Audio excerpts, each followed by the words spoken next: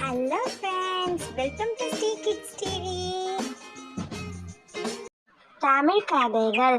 ஆணவம் கொண்ட மயில். ஒரு அடர்ந்த காட்டுக்குள்ள ஒரு அழகான மயில் ஒன்று அங்க இங்க சுத்தி திரிஞ்சிட்டு இருந்துதான். அதை பார்த்த காகம் மயில் கிட்ட பேசலான்னு மயில் கிட்ட போச்சான். மயில் பக்கத்துல போய் உட்கார்ந்த காகம் மயிலோட அழகு ரசிச்சு முடிச்சிட்டு, மயில் நண்பா அப்படின்னு கூப்பிட்டுச்சான். அதை கேட்ட மயில் சட்டுன்னு திரும்பி பார்க்க அங்க காகம் இருந்துதான். அதை பார்த்த மயிலுக்கு ரொம்ப கோபம் வந்துருச்சான். உடனே காகத்தை பார்த்து திட்ட ஆரம்பிச்சுதான்.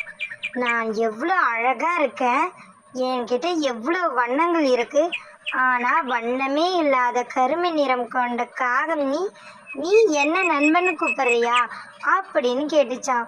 அதை கேட்ட காகம் மன வருத்தத்தோடு இல்லை நண்பா அப்படின்னு சொல்ல வந்ததா. அதுக்கு மயிலோ, சீ, என்ன நண்பன்லாம் கூப்பிடாத, எந்த காலத்திலயும் நான் உனக்கு நண்பனா இருக்க மாட்டேன் அப்படின்னு சொல்லிடுச்சான். அதை கேட்ட காகம் ரொம்ப மன வருத்தப்பட்டுச்சான். அதுக்கப்புறம் அங்க இருந்த காகம் பறந்து போயிடுச்சான். பறந்து போன காகம் தன் நண்பனான கிளி கிட்ட போச்சான். அங்க கிளி காகத்தை பார்த்ததும் அதோக்கு ஏதோ பிரச்சனைன்னு தெரிஞ்சுக்கிட்டு, என்ன பிரச்சனை அப்படின்னு கேட்டுதான். காகமும் நடந்ததெல்லாம் சொல்லிச்சான். அதை கேட்ட கிளியோ, ஆமா ஆமா, அந்த மயில் தானே, அதுக்கு தான் அழகுன்ட்டு ரொம்ப திமிருதான். ஒரு நாள் அதை நான் ஆத்தங்கரையில பார்த்தேன், சரி பேசலாமேன்னு பேச போனா என்னையும் மதிக்கல அது அப்படின்னு சொல்லிச்சான் கிளி. அதை கேட்ட காகமோ, அப்படியா, என்ன இருந்தாலும் அது சொல்றது உண்மைதானே, நான் அழகில்லாதவன் தானே அப்படின்னு சொல்லிச்சான். அதை கேட்ட கிளியோ, நண்பா, உலகத்துல அழகு முக்கியம் இல்லை, உன்னை மாதிரி அன்பானவன் அந்த உலகத்திலே இல்லை, அது அந்த மயிலுக்கு தெரியல, அவ்வளோதான் அப்படின்னு ஆறுதல் சொல்லிச்சான். அதை கேட்டு சந்தோஷப்பட்ட காகம் மறுபடியும் கூட்டத்துக்கு போயிடுச்சான். சில நாட்களுக்கு அப்புறம் மயில் ஒரு கிராமத்து பக்கத்துல மேய்ஞ்சிட்டு இருக்கும்போது ஒரு முனிவர் அந்த பக்கமா வந்தாராம். முனிவர் மயிலை பார்த்துட்டு, அடடா, இந்த மயில் இவ்வளோ அழகா இருக்கே அப்படின்னு சொன்னாராம். அதை கேட்ட மயிலோ, ஆமா ஆமா, நான் தான் அழகு, இந்த உலகத்திலே என்னை விட யாருன்னா அழகா இருக்க முடியுமா, நீங்கன்னு இல்லை, இந்த உலகமே எனக்கு அடிமை அப்படின்னு சொல்லிச்சான்.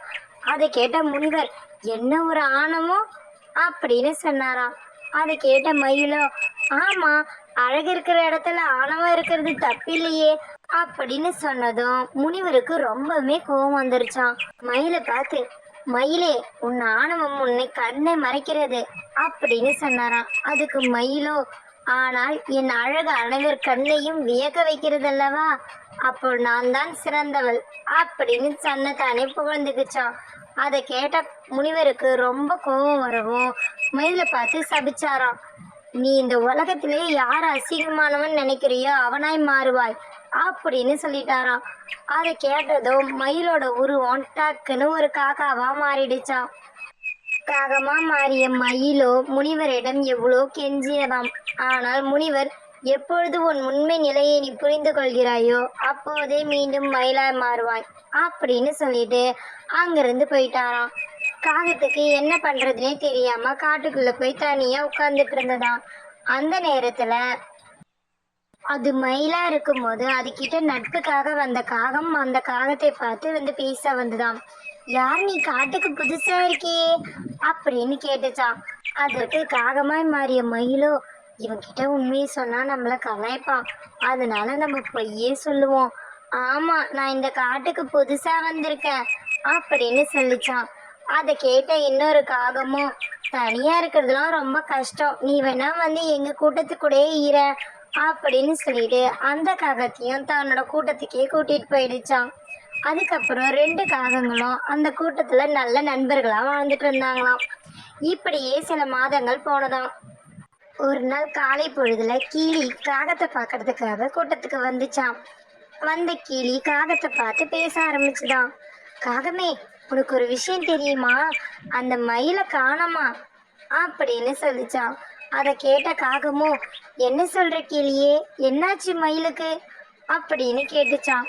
அதை கேட்ட கிளியோ, தெரியல, ஆனா அது ஆணவத்துல நம்மளெல்லாம் எப்படி பேசுச்சு, அதுக்கு இது தேவைதான் அப்படின்னு சொல்லிச்சான். அதை கேட்ட காகமும், சேச்சே, என்ன இருந்தாலும் அது உண்மையை தானே சொல்லுச்சு, இருந்தாலும் அது நம்ம நண்பன் தானே, அதுக்கு என்னாச்சோ ஏதாச்சோ நம்மளால முடிஞ்ச உதவி செய்யணும் அப்படின்னு சொல்லிட்டு இருந்ததான் காகம்.